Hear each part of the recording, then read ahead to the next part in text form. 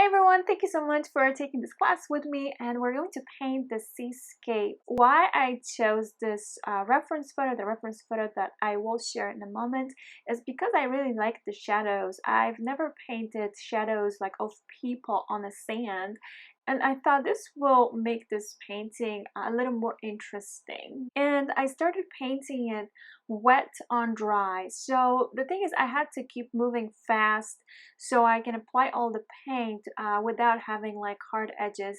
And this is the reference photo. So as you see, you have like some shadows in there.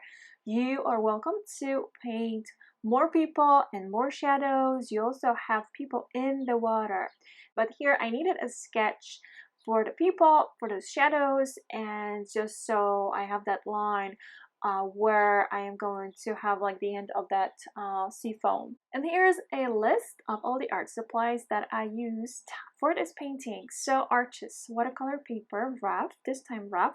You can definitely paint this seascape on a cold pressed watercolor paper, and this is 140 pounds and 10 by 14.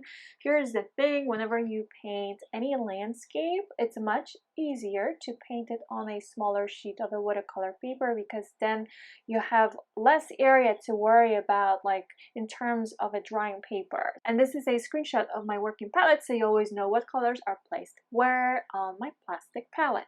Now I feel like, okay, I can erase some of these lines so they're not that visible.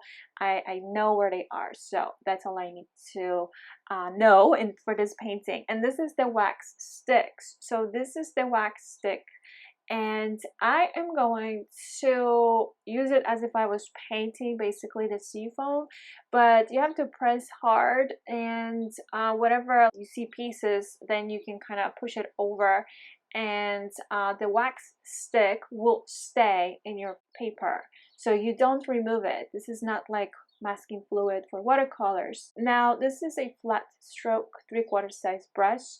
If you worry about your paper drying too fast, and it will dry too fast for me too, like you will see, it's not going to be like a perfectly painted water there, but I will go over it eventually, even before it dries. But you could wet your paper first and then start spreading the paint. I do that very often. You're painting wet on wet, so you have more time and to work these colors together. And so this is cobalt turquoise light, cobalt green, and we have viridian hue, and then we also have manganese blue nova, yellow ochre, and raw sienna. And I am dry brushing. But also what you will notice is that some areas, like, I won't be able to get in. That's because I have the wax stick in there.